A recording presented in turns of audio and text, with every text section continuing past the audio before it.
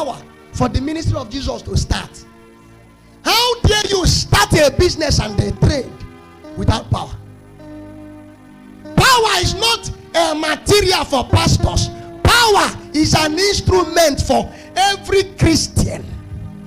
It's a code of conduct. Power is an instrument for living. Power is the only reason why you are going to survive.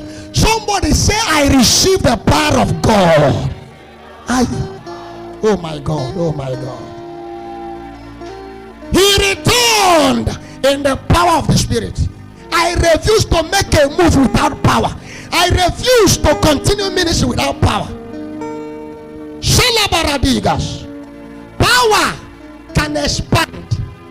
Power may come like a little commodity, but when power enters, power has the elastic ability. Power can stretch a man. Power can separate a man, stretch a man, make a man expand. It doesn't matter how small you are. Just open your heart and receive power.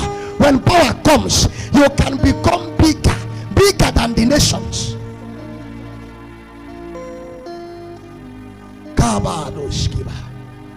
And when Jesus finished, he returned in the power. He now gathered more than how many people? 120. All of them gathered.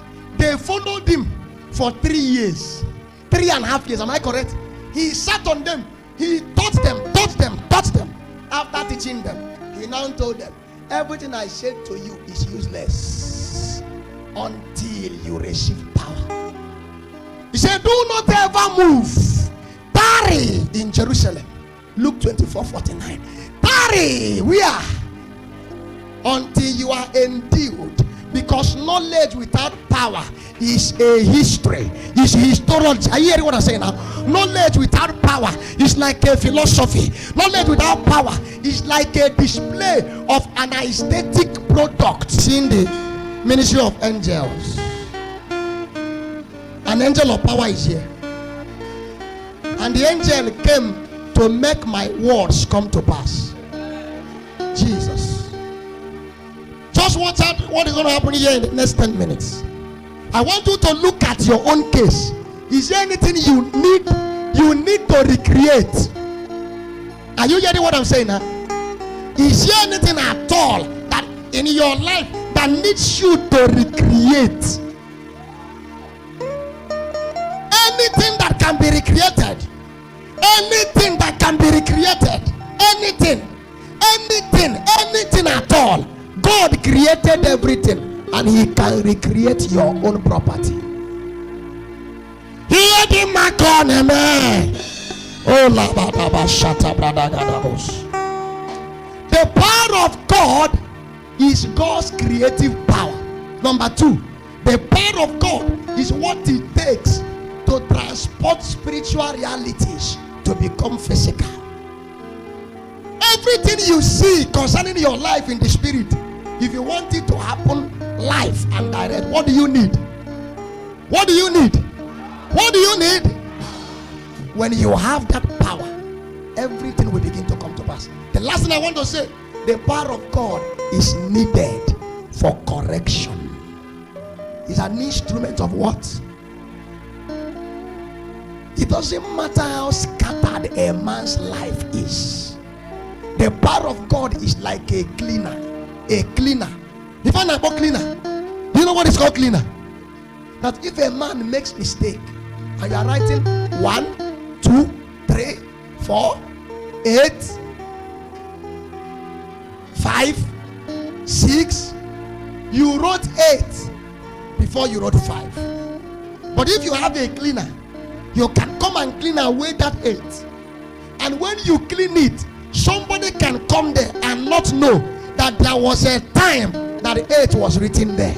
When the power of God manifests, he changes a man, and every mistake, that no matter how eternal that mistake is, that mistake can be corrected. Are you hearing what I'm saying now? Is there any part of your life that needs to be created, that needs to be corrected? Can I tell you something here? The power of God is the instrument for ministry. The power of God is the reason why a man can do any assignment. I want to tell you that the power of God is not just for pastors. The power is for everybody. If Jesus needed power to be Jesus, then you cannot be a successful businessman without power. Jesus was declared to be the Son by power. Jesus was declared to be the King of Kings by what? Through the greatness of your power shall your enemies submit. Through the greatness of your power. Are there situations in your life? Are there things that you came with to this place? I want you to believe my God. Believe my God, my own God. The God of Daniel, the God of Abraham, Isaac, and Jacob. He said, Son of man, can these bones live again? Can these dry bones live again? The Son of Man said, Lord, thou knowest. It doesn't matter how dry a man's life is. If the power of God comes, dry bones can rise again. Dry bones can live again.